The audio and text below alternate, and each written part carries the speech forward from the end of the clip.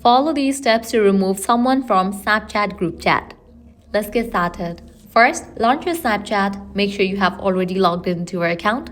Now, navigate to the Friends tab. Once you're over here, you're gonna find all the conversation over here. Now, open the group chat from where you wanna remove anyone. Once you have opened the group chat, at the very top, you're gonna find the group name. Click on that. Now, here you're gonna find the section of group members. Here you're gonna find the list of the group members that you have added in the group. Now, how to remove any of it. For that, what you have to do is press and hold on the group member that you wanna remove. Click on the option Remove from Group. The person and the other group members will see that you have removed this person from the group. Click on Remove.